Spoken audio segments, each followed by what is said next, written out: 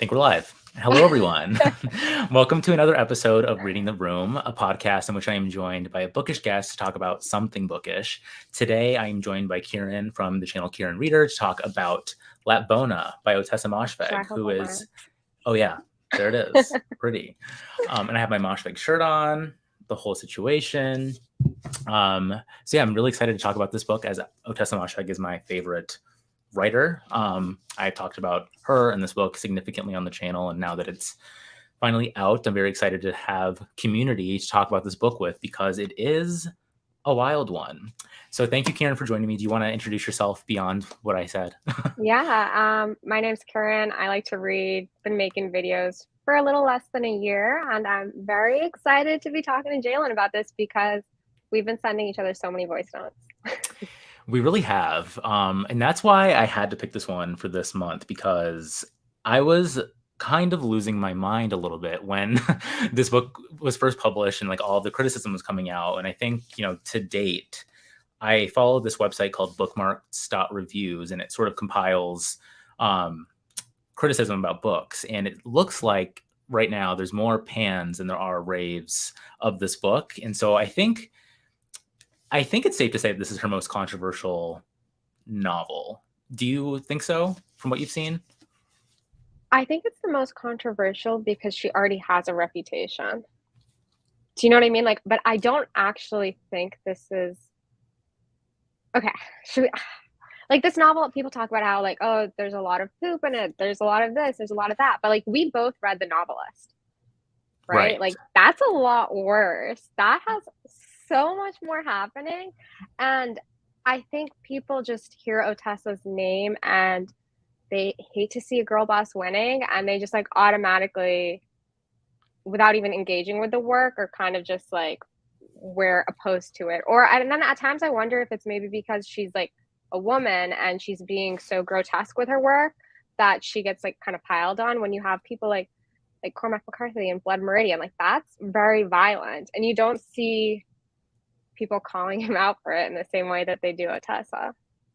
Yeah, that's a really good point. I mean, I agree with you. I think there's a lot to say about her notoriety and just how popular her works are. I think you're totally right.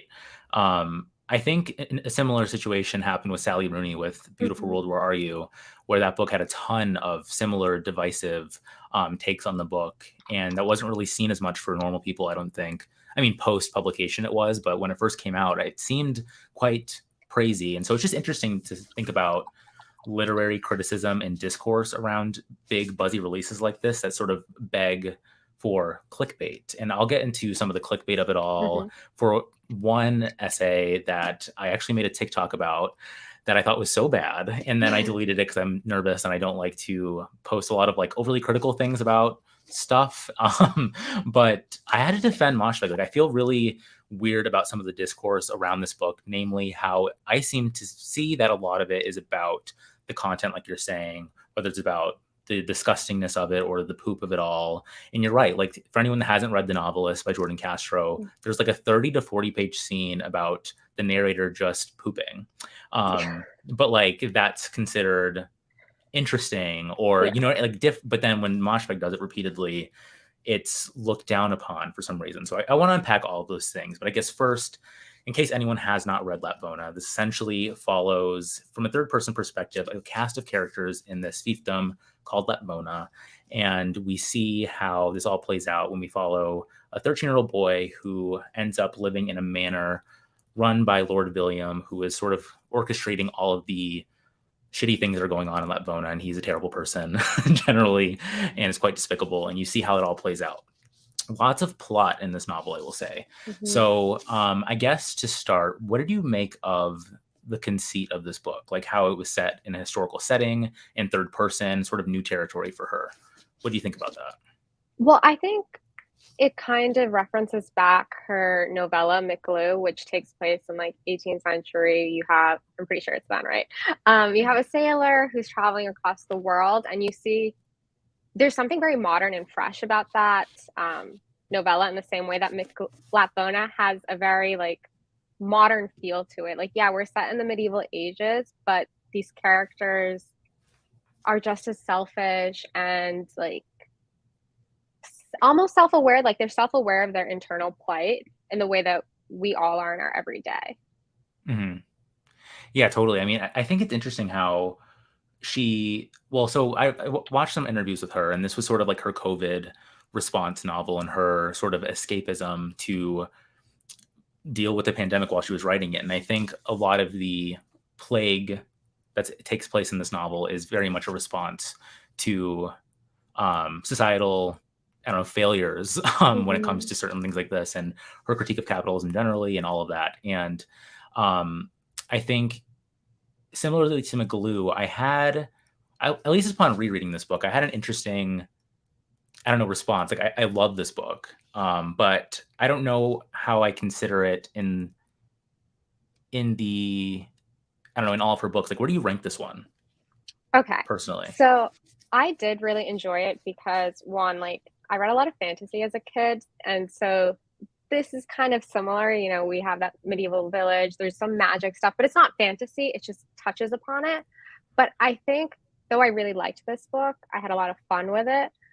I don't think it's her best, and I, with all the love in my heart for Otessa, think it could have been fleshed out just a little bit more. That's Yeah, what I think. that's on a reread. I tended to have similar feelings, and I was trying to think about why or what was causing me to think that, because I do think she's doing something really interesting in terms of how short this novel is and how Mm-hmm. much plot she packs in, which is very new for her. Because like in Death in Her Hands, that's a very interior novel where nothing really happens other than an older woman trying to solve a mystery that does not exist, and that's like the plot of the book. While this has many moving parts, there's actual parts to the novel taking place over 1 year, and seeing her kind of navigate that. And I think I was reading some criticism of this book, and someone mentioned how she's not really preoccupied with the minutia of Lapvona. Like, you don't really Mm-hmm. get, there's like some imagery in the book, but there's not a lot of description about the town beyond the people that are in it.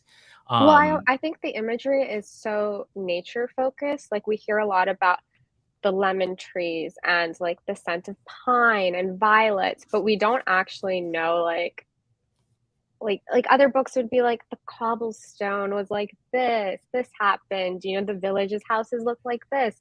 There's not a lot of description, but there is a very keen awareness of nature. yeah.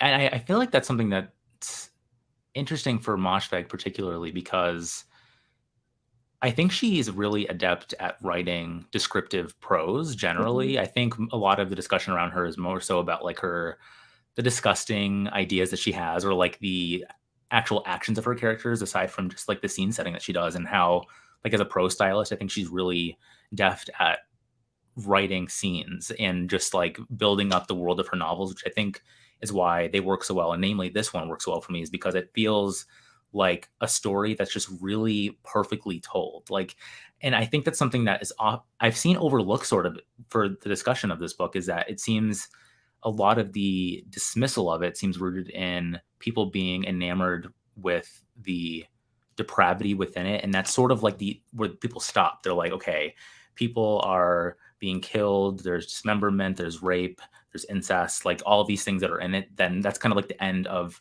where Right. people's consideration of the story is. But I haven't seen much about like, why does Moshfegh include this? Why is she structuring the novel over the course of 1 year and following Marek from the beginning, where he's a much different character than he is by the end, and like, what is she doing with that? And that's what frustrates me so much about certain criticism of her work, is like, it stops at the disgust, it stops at the content, and that drives me bananas. I don't know if you have anything Yeah. to say about that, but I just feel like I want, because I've read some of Otessa's more recent interviews that she's doing for the press about this book, and I definitely agree with you. I think people do, they're like going for the shock value and focusing on that instead of engaging with the text, because I think like Otessa has in interviews mentioned her own relationship with spirituality, and I think it's very interesting how she places the corruption in this village through the lens of faith, and how most of the villagers who don't have access to an outside community are fed, you know, the stories through their ancestors and the corrupt priest about God and devotion, and how they use that to fuel their actions and the lens through which they view the world. I think that's really interesting. And I think I also want to talk about your idea about the internet and how that plays into this, because I see it, but I'm not 100% sold on it. Okay, so yeah, let's get into it because okay, so let me just catch up on some comments first. Nathan, I watched Nathan's Yeah, video on Lapvona like 2 hours ago, and by the way, Nathan was excellent. I loved it. agreed. But he also agreed with me about one character in here, Ina, who's like the wet nurse and sort of this godly, magical realist figure, which is also a new territory for Moshfegh. I don't think he's ever included a character or used magical realism in this way, but thank you, Nathan, for that. Yes, the internet. Sorry, one more. Let's see. CJ says it's weird the shock value is even making waves in this age of extreme spectacle. Twisted movies don't get this much heat. Yeah, and okay, I'll say that I had something to say about Jordan Peele's new movie Nope, which is all about spectacle, and I think I thought about Moshfegh and this idea of spectacle when I was watching that movie and thinking about it. But anyways, so going to the internet, I think this book to me feels very much internet novel-y in a certain way in terms of how people seek solace in Ina to try to get through the plague that happens during this book, and seeking solace in something while also using it as a scapegoat and blaming it for problems that are going on. As Ina is sort of cast out and she's considered to be a witch, and she's sort of a lot of blame is placed on her when everyone's sort of blind to the real evil person is William here. And so that's what made me think about how the villagers are portrayed when they go to Ina for sustenance. And I mean, what makes you think that it's not, what does that not work for you? Okay. So I can see it in some regards. Like, we have this character, Grigor, for the people who haven't read this book. He's introduced in the very first chapter, but he comes about later on. He's an elderly man in the village who has experienced a huge loss and feels very like disenchanted with life. And he has an encounter with Ina, and he kind of says things about how like she opens up his worldview. So that definitely makes me agree with the internet situation. Like, you have that direct example of someone who's like, this is the internet, like giving me knowledge, helping me process through things. And he goes through some like different realizations and different stages of like where he is on his thought process. But what's more what's a bigger theme for me, or like what stands out more, is like the idea of the maiden, mother, and crone. I think like Ina is the crone figure. She was cast out from society. She becomes a wet nurse to the entire village. She's 100 years old. She has all this innate wisdom, yet she's feared. So I think of her in that role, and then I think of Agatha. I don't think that's how they say it in the audiobook, but that woman, she's like the mother figure, but she doesn't want to be the mother. And then we have Lisbeth, who is the 14-year-old maid in the manor who, is very pure and devoted. And I focus more in on that, especially because there are moments where I think it's around page 200 to 234. Jude says something about how when he goes to Ina during this very, very intense moment in the book when they're undergoing the drought and famine, and Jude says, like, I'm afraid of Ina. She has this primal female madness, the same thing that I saw when Agatha was giving birth. And so there's something to me about how Ina is like just so tapped into an innate femininity or like a feminine power that to me like transcends the internet. Like, and I don't know, maybe it's just like, so that's the lens through which I view the book primarily. Yeah, totally. I mean, I do think in some interviews, she says like Ina is the most important player in the book, which I agree. I think she, especially near the end. So one scene that I remember asking you about, because after I read this, I wasn't sure what to make of it, but it's a scene with Grigor, I think is how you say his name, when she at the end is talking about her belief in God and religion and the ideas of how the church is taken down by the end of the book. And she has some power where she holds his hands and he feels like the heat going inside of him and feels it in his heart. And she's like, you need to open your heart to God. And if you don't, you'll die. And she like kind of asks for his trust. And so I wanted to know what you thought about that scene. Yeah. So I don't think it's God that she says. I think it's love. Like you need to Mm. open your heart up to love. Like, do you love? Can you love? And I think it's in that moment, because that's the thing, is like the internet is so it's neutral, and how people use it affects whether or not it's positive or negative. And I think Ina is a character who actually has agency, which makes her like have more power than the internet, because she does some fucked up things. Like, but she also can be very wise, but she's really self-aware, and she's like always centers herself through the decisions she's going to make.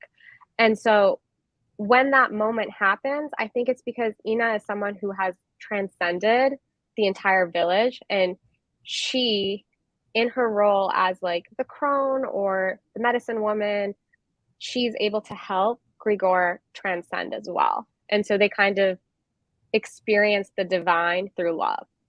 Yeah, no, that's actually really interesting, and I totally agree with you. I think thinking of the internet more so as a tool that humans go to use to sort of facilitate their own desires or whatever they want, gain knowledge, versus Ina as like a sentient being, person, and having her own desires and everything. By the end of it, I'm curious to know. So we're getting into spoilers, everyone. I'm sorry, but when right at the end, when she goes back into the manor with Grigor Yeah. to look at the baby, and then Marek has since taken the baby and it's about to throw it off the cliff. What do you think? Like, why do you think Moshfegh made that choice, and what do you think Ina's like? How does Ina fit into that ending? Yeah, I think it's actually so fascinating because we, in the first third of the novel, get that background into Ina and how she didn't really value motherhood. Like she just had the ability to produce milk and therefore nurse the villagers, but she never wanted to be a mother. But somehow through the course of this novel, by the end of it, she has almost found her calling and become a mother. She's like, oh, this is what I've always wanted. But like personally, I was like, did you really? I didn't think you did. Yeah, And I think when she's gonna be so mad when she finds out that Merrick took the baby, like I think yeah, that's crazy. I think so too. I'm wondering what she'll be. I don't know what she'll do to him. I guess I would love to know. I feel like it would lean into like that crazy female rage situation. And I don't think it will end well for Merrick, but I think Merrick's decision to do that is the decision that he makes. Like it stems out of, yeah, his own like selfishness, but also love, Yeah, I which mean, is, totally. It's a really grim, very bleak ending that mm-hmm, upon rereading it, I was like, this book is badass. Like how it all kind of yeah, comes together at that point, because it's really interesting seeing sort of duality of him killing Jacob near the beginning mm-hmm, unintentionally. But still, you mentioned this too, like he always has had this sense of up to no good, or like kind yeah, of yeah, yeah. self-interested. He's not Because a completely innocent character. even later when he tells his father, like first he lies, then he tells his father the truth, but then he has a moment where he's holding the rock and he's like, I could kill my father too. No one would know. And so he's not completely naive, even though he is very much so still a child, and he's never really experienced love. He's only known pain and violence, but he's like both young but also like cruel at the same time.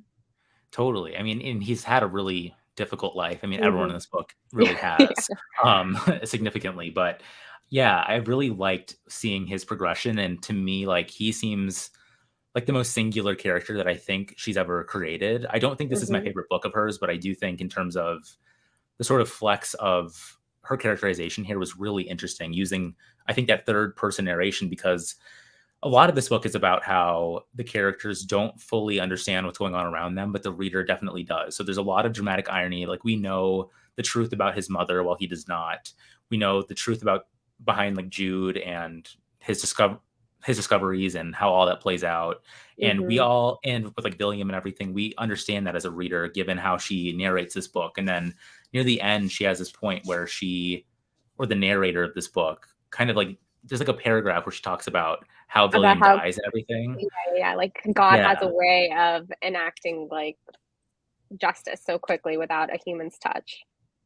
Yeah, and it's so funny because like Moshfegh is writing, like she chose that for the story. Yeah. So she's kind of playing God in that sense of Hmm. being a writer. And it kind of reminded me of my favorite book of hers, Death in Her Hands, in which she's really exploring the novelistic form itself and what you can do as like playing God on that front. Like what can you explore? And I guess, do you want to get into the Andrea Long Chu article? Because I think this kind of segues Yeah, let's do nicely. it. So this article is okay. There's a lot going on, and there's so many like passages. So if you haven't read it, everyone watching, definitely read it after this discussion. You'll probably get more context of what we're talking about. But I think she sort of concludes.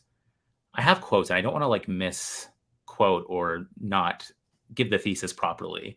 But my take on it was she seems to think that Moshfegh is a good writer. I think she thinks at Yeah. the end she says Moshfegh dirt is good dirt. Hmm. But the author of Lapvona is not an iconoclast. She is a nun.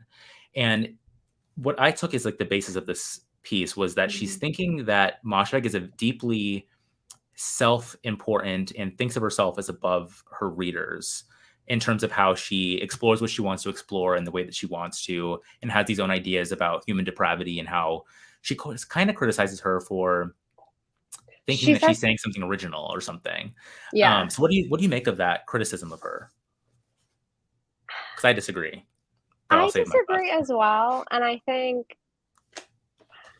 but like in many regards, like it's the question she's asking, or that the author of that piece was kind of saying was like, what is the role of the artist? Is the artist meant to, like, that's what she's getting at, right? Like, is the artist meant to be creating art for themselves or for the world? And I think it's like kind of a big thing to be like, Moshfegh should be writing specifically to people. Like, I think I went to her talk, and she gave a talk in Cambridge, guys. So I went, and she was speaking about how uh, she's writing, and she feels like she's writing about similar themes. She's always focused on the human experience, the experience of the body, living through these things, feeling a sense of like being conscious of your death drive, and what is the point of living. And Moshfegh was just like, I feel like I'm writing about the same themes because I haven't solved the answer yet. And so to put it upon an author or an artist to be like they have to answer these questions for their reader is like, she's working it out for herself. We'll all get to it. We're all on our own journey. And I don't think that Moshfegh is actually someone who looks down on her readers, because her writing is very clear and crisp and very easy to understand. Like, you don't have to read literary work to turn to her novels, because they're very easy to read. They're very digestible.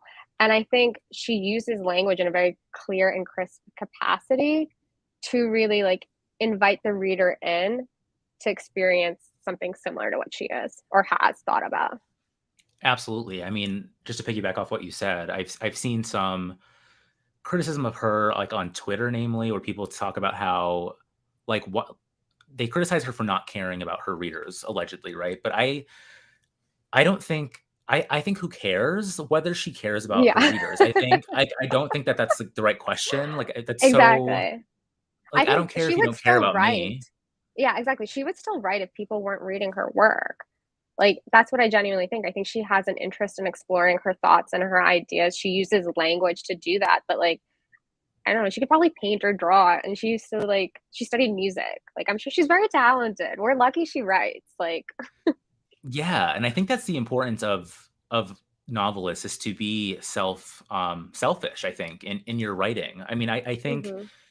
your readers will appreciate writing that is self exploratory. And I think Moshfegh is definitely doing that. And I think that's why she's so, I guess, for lack of a better word, like obsessed with disgust, because she said in interviews, like she really is intrigued by things that disgust her and the human Mhm. body, and why we can't all of us have one of these in some form, and we go about our lives, and we poop, and we, I don't know, do gross things and like whatever. But like she's Most very obsessed novels with that don't idea. even, yeah, and most novels that we read don't even touch upon those. They're so cerebral, but we are experiencing like these thoughts and also these bodily functions at the same time. And I think in the talk that I went to, and I think she mentions it in other interviews, she talks about how she had like scoliosis as a kid. So she's like very attuned to her body.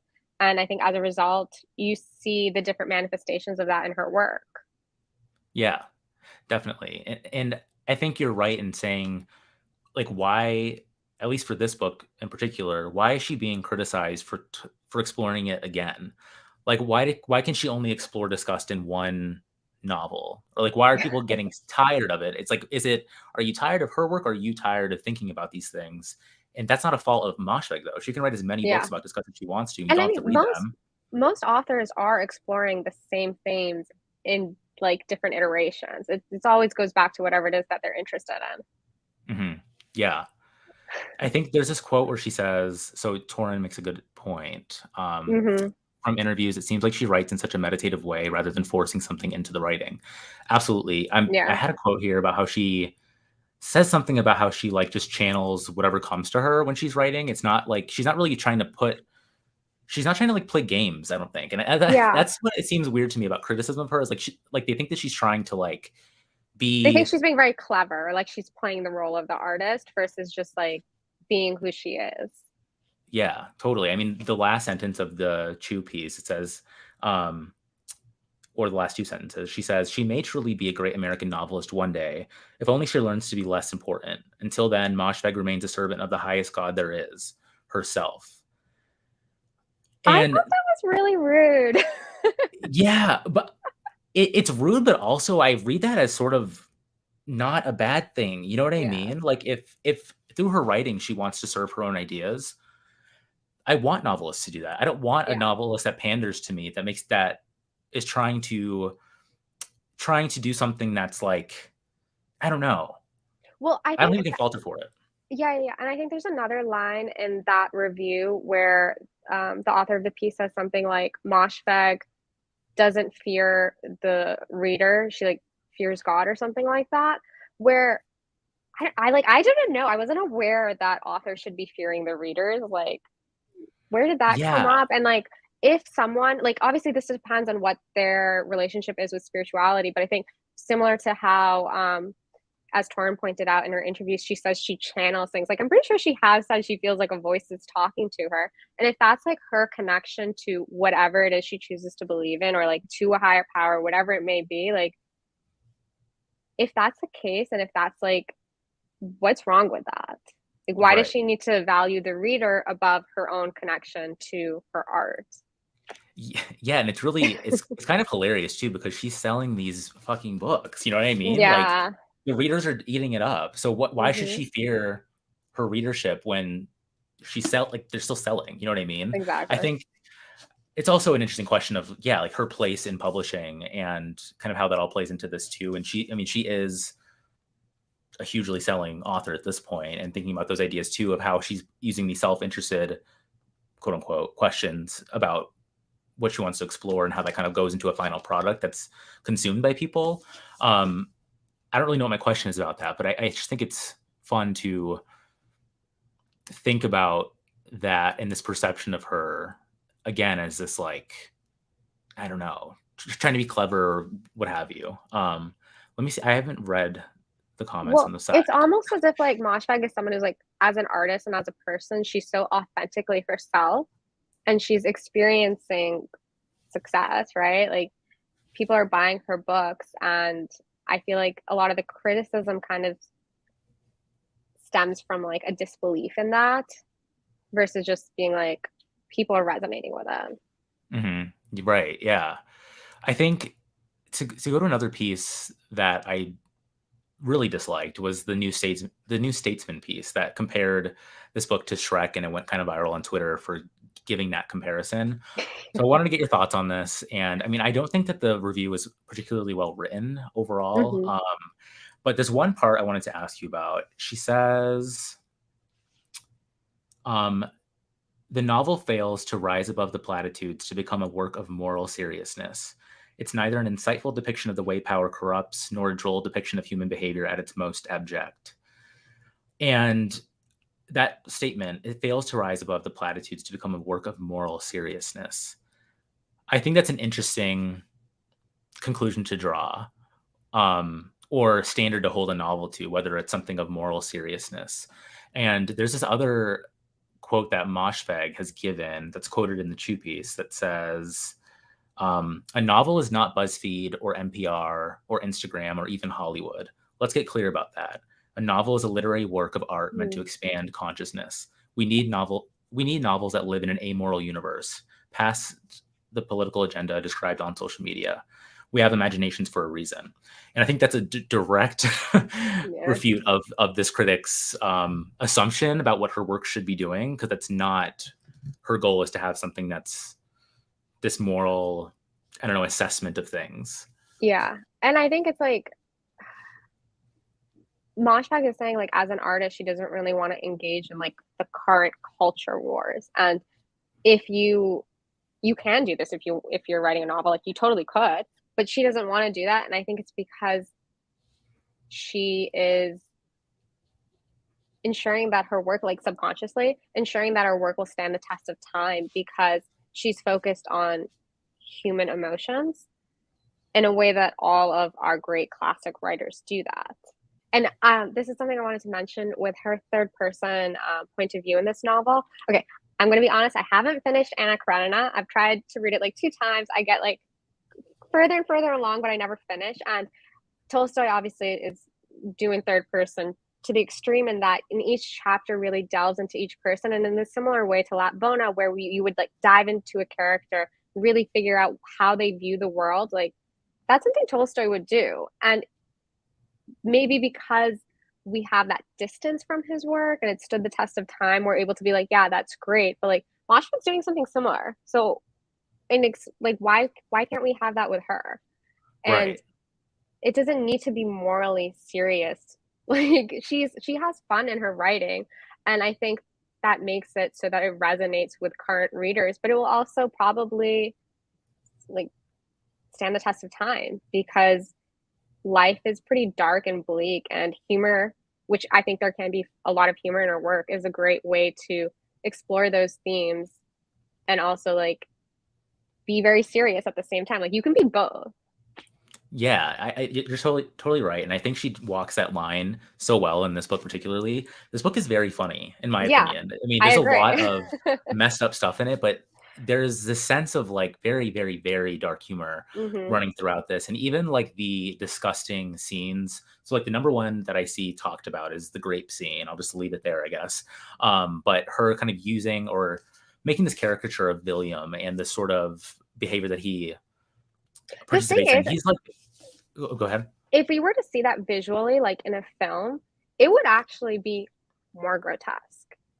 And she doesn't like really delve into the details of that. Like, it's very like broad strokes. Like, yeah, it's a gross scene because in theory we're envisioning it. But if we were to see it like on the big screen, it would actually disgust us. Whereas when you read it in this book, you're able to be like, this isn't real. So there's an element of like comedy.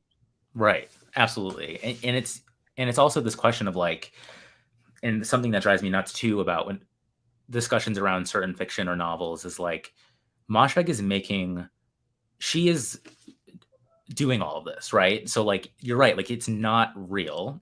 And so Yeah. like whenever I see criticism of like I can't believe she put this in there, or like she's just writing to disgust you, it's like no, like that drives me nuts. Like that's not like why would you stop the inquiry there? Like I Yeah, don't that must be like a boring way to read too. Like that's just not doesn't sound fun exactly. to me. I don't know. And I feel like in order to flesh out the character of William, she has to go there. She has to show us something that is unexpected, a grape, and like all of these things that are happening. Like it's they're not real. Like you need that scene to really be like this William guy. Yeah, he's the villain, but he's also like at times almost too dumb to be the villain. And it's kind of just like an exploration of evil, like that is actually almost upsetting to think about because it's like William is messed up because he makes some bad decisions, cruel decisions, but it's not stemmed out of like actual hatred. Do you know what I mean? Like his evilness isn't rooted in hatred, it's rooted just in selfishness.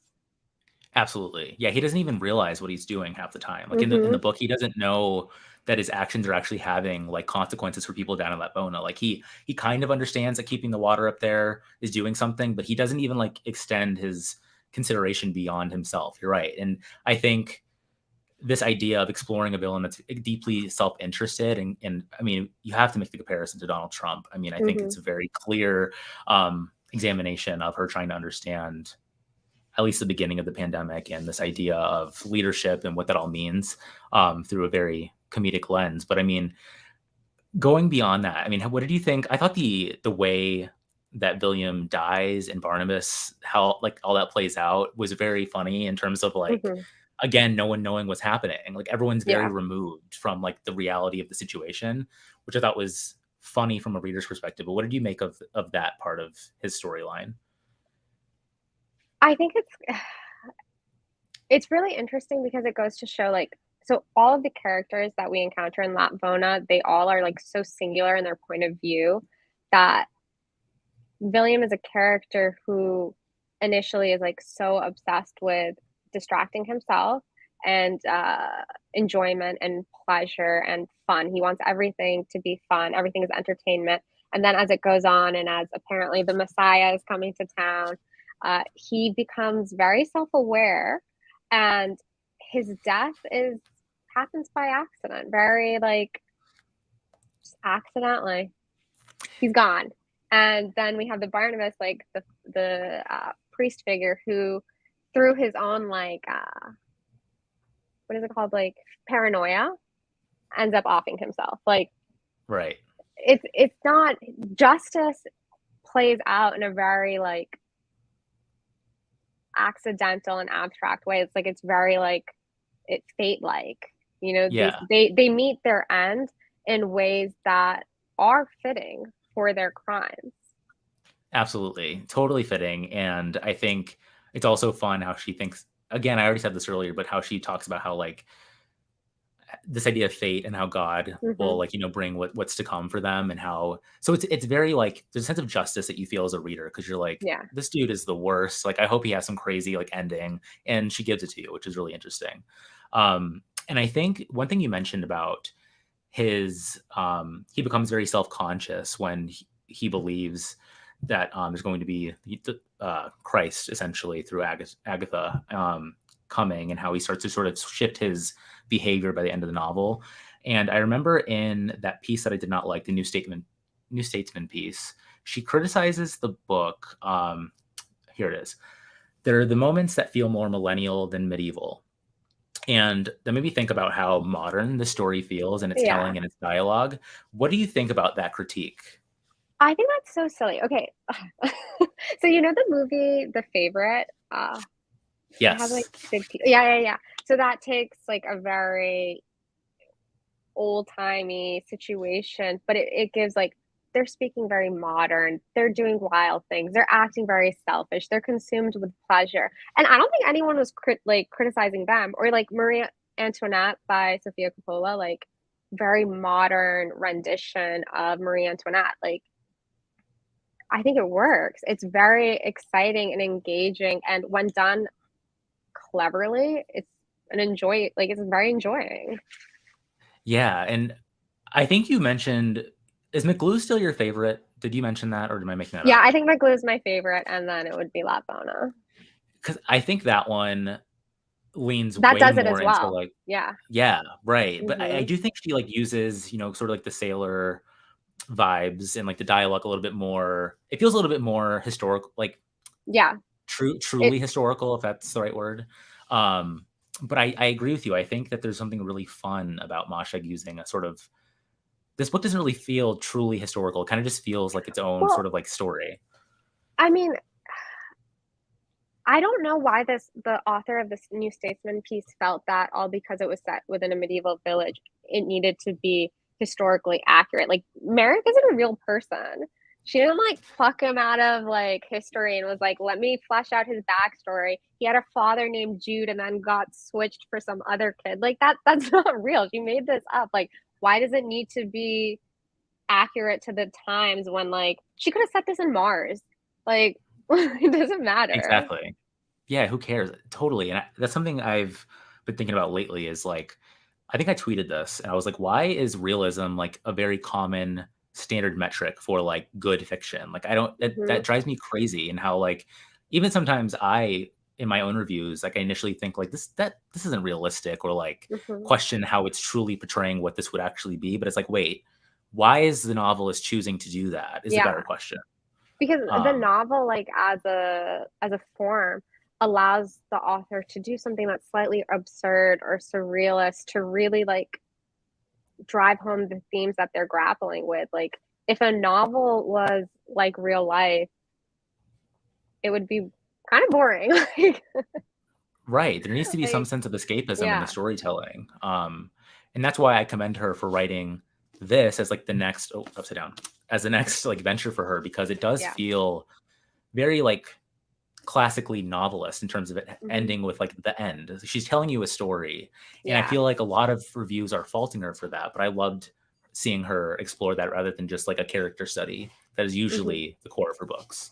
Well, I was also going to say is that I think part of what using a historical novel, like a traditional historical novel, or even in Moshfegh's case, like pulling a somewhat believable historical setting allows her to do, and even like people who actually do very strict historical novels, like they really are grappling with themes of modern day life, just applying them to a different setting to really delve into those themes.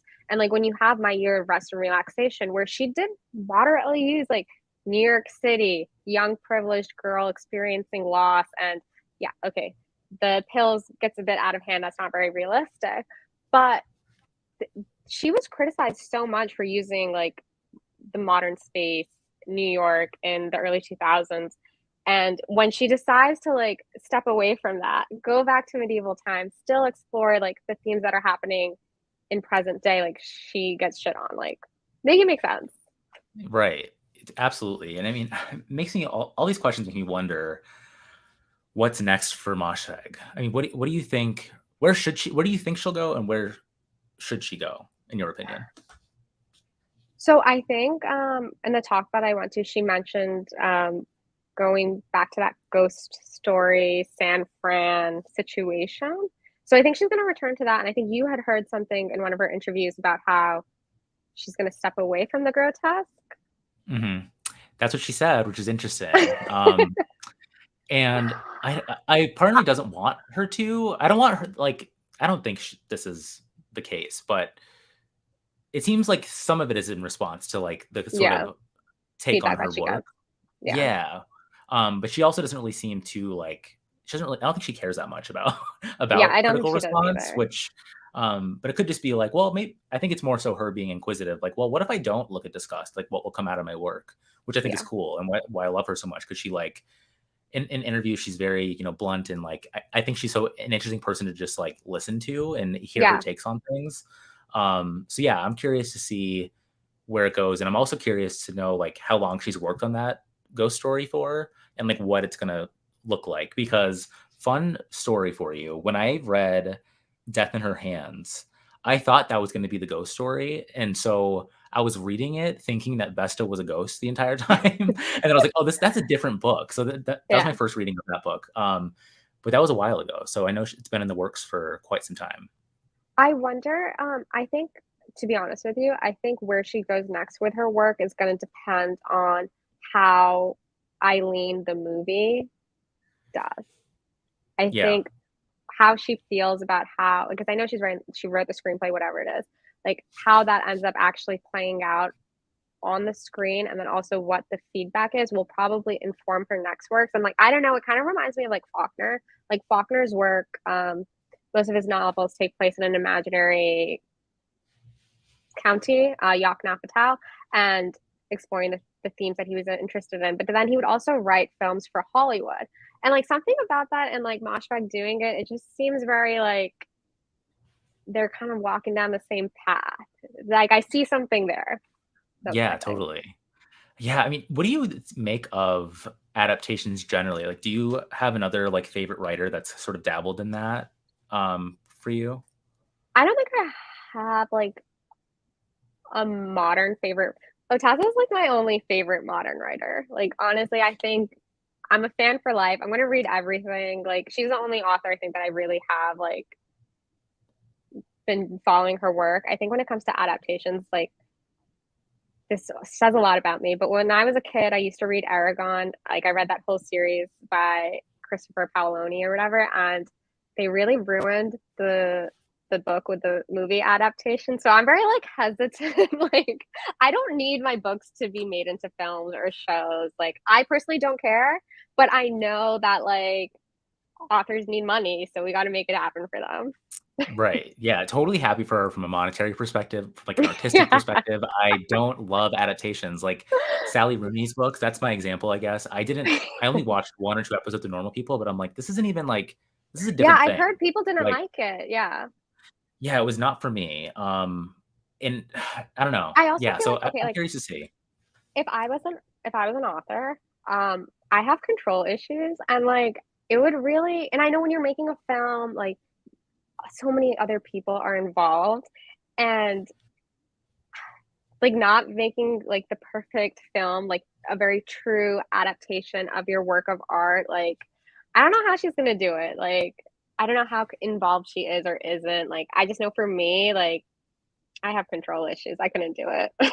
Yeah, no, totally. I mean, think about, like, writing the novel, which you have complete you're right, Hmm. control over, and also thinking about, like you know me, I always talk about, like, what is the novel doing as a form? Or, like, what is the Yeah. structure of this? What does it mean? And then when you completely change that, I Hmm. think I needed to start thinking about them as 2 completely different things. Like, Eileen the Yeah. movie is not Eileen the book, even though they take inspiration from each other or they're in conversation, I think. But there is still, like, that there's a line there between the 2 that's interesting, and I'm just curious to see what I make of that, particularly for Moshfegh because she's my favorite. So I'm like, ooh, I'm a little nervous, but I think since she's involved to some extent, I think it'll be good. But I don't Yeah. know. I mean, I could also totally see myself like I'm not a very good movie watcher. I could totally see myself just not watching it. Like Yeah, see, that's me because I watched 1 episode of Normal People and I was like, nope, not watching it, can't do it. yeah. I feel the same way. But I'm curious, do you think this will be adapted? I think it would work really well. I I think know it would like too. in my review I talked about that cartoon Disenchanted. It could work as a cartoon in that capacity, which is like very adult and funny and humorous. But I think it could also work in a very like Game of Thrones capacity. Like there's a lot of material to work with, and I think it would actually probably could be adapted into like a TV show better because you could fill in some backstory about the village that we didn't get with the book. Right. Yeah. I mean, even like seeing this as like a graphic novel would be pretty cool because there's so much cool Mm, imagery here. Like, yeah. with the horse eyes, like Yeah. there's a lot of stuff that can really stay with you in this Yeah. book. But what was I gonna say? I just blanked on something. Um crap. I don't remember. Anyways, so going into or sort of wrapping up, I guess, the discussion. How do you think this book I mean, do you think this book is going to oh, you mentioned this already. You think this is going to be considered well, like, in the future, correct? Well, I'm hoping. I think overall her work will be. I think we really don't know, right? Like in 100 years from now, we don't know what's going to be happening.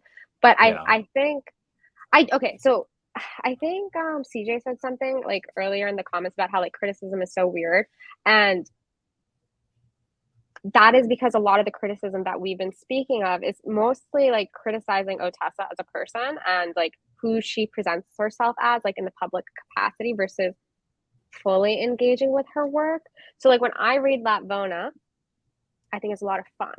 But and though I do think it does have the capability to be read in 100 years, I think it's not structurally, but I had it like we could have fleshed it out a little bit more. We could have she does a little bit too much telling, I think, when it comes to the character's point of view, which she could have shown with some beautiful scenes. And I think that's why I was talking about Tolstoy earlier, and because I think he did it so well in his work, and why maybe with another rewrite we could have gotten the actual masterpiece of Lapvona. Like that, I think is criticism versus like coming at Otessa's character. And mind you, Otessa, if you ever watch this, I really enjoy your work. Like, so no hate, but like, just a few thoughts. Yeah. Food for thought. You don't have No, to take it. Totally. I mean, that's actually a really interesting perspective on the book, and I was thinking about that too because I tend to find, at least like this year, I love books that are very like rich in their philosophical inquiry, but I find that in this, she does not really explain anything. And I think Ricky had said something earlier. I love when writing asks questions but doesn't attempt to answer them. To me, the worst thing an author can do is underestimate their reader's ability to think for themselves. And this is a really fun, I guess, project or book to read in terms of thinking about how she's crafting this while writing the book, as you mentioned, and how she, I do think that maybe one more edit would have been really interesting to see what she could go Hmm. with this. And I'd be curious to see if she ever explores a similar style of book again, or if she'll kind of go back to the more interior, uh, like if it's just purely like a COVID sort of response novel that was like a passion project, or if there's more in this vein for her. I'm not I sure. think I think it'd be cool to see her do something more in this vein because we do know like she can do the interior stuff so well, but I Hmm. think maybe with the next novel, the third person perspective could be perfected by her, you know? Yeah, that just reminded me. You read my new novel, right? The short story Yeah. by her. Yeah. So that one, I just remembered something in an interview. She said she's working on a novel. I think she said she described it as a comedy.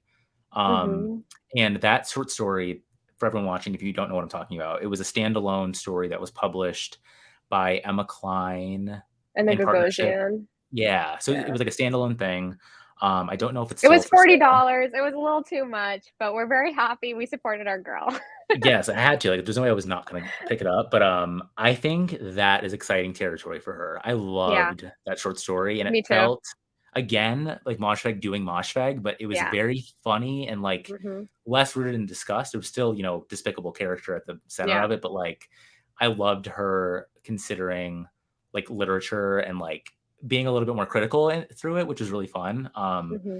So I think maybe that's where she's going too. I don't know. It I really enjoyed that, and I was, like, in LA for most of the month, and I kept on thinking about my new novel because it takes place in LA, and I was like, "I can see these people, I know exactly what she's talking about," like, it all made sense, and it also reminded me of her short story, Bettering Myself, like, it's that similar kind of character, like, a person who, at the end of the day, is pretty shitty, but the things that they say, the situations they get themselves in are just quite humorous.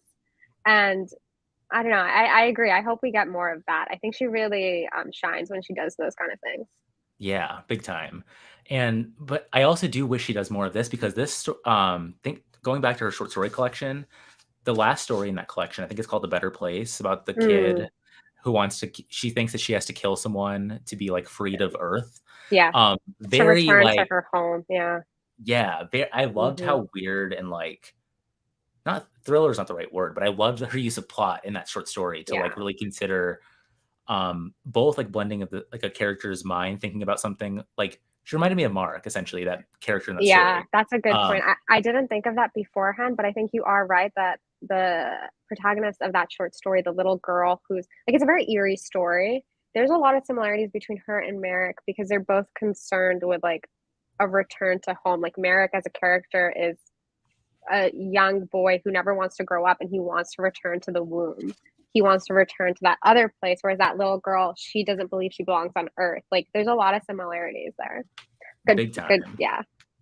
Yeah, it was so interesting because I think, oh, I don't want to misspeak, but I think she said, oh, I could be totally making that up. I thought she said it was her favorite of the collection, but maybe I'm wrong. She's no, you're right. She said something about how like with that short story, she felt she had perfected the form, Mm.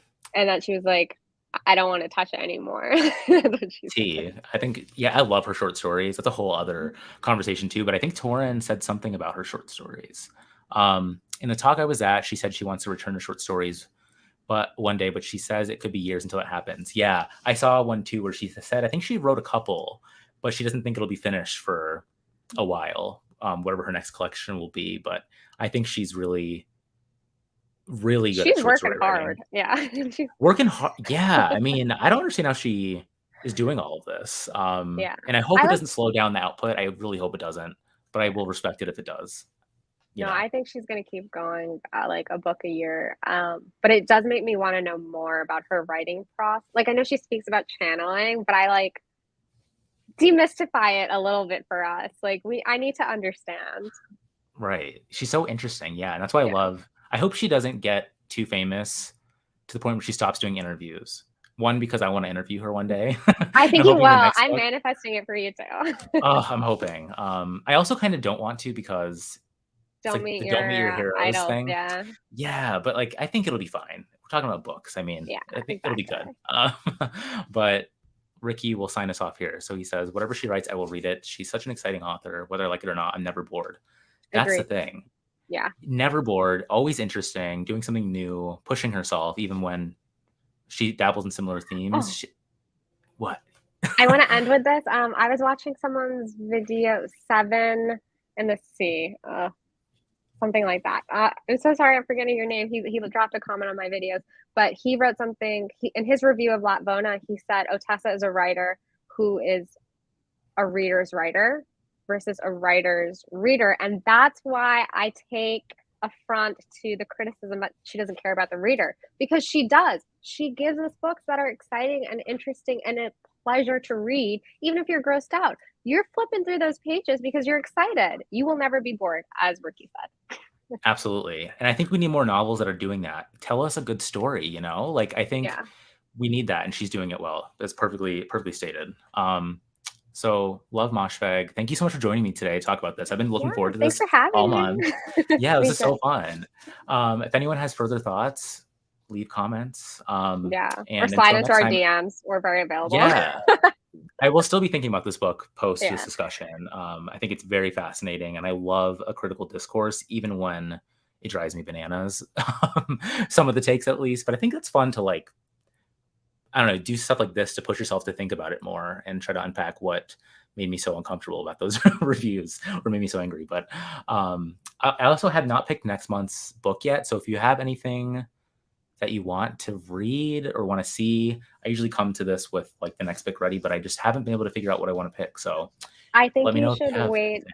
wait until tomorrow when the booker announces their long list and pick something from there. Smart, smart, smart. Yeah. We'll do. Maybe we'll see this. I don't think we Yeah. will. I don't think Do you we think will we either. will? I don't No. think so. It's annoying, but I hope so. Just Yeah. to, I Just to don't know, be spite the happy about it. haters. Yeah, seriously. Because Eileen's the only other one that's been Yeah. Booker had any Booker long No. listing. So Yeah. I'd be I think it was curious to see what that shortlisted makes too, it. actually. It was, yeah. Yeah. We'll see. But anyways, thank you all for Yeah. Thank you joining, and I'll guys. catch you all in the next one. Bye. Bye.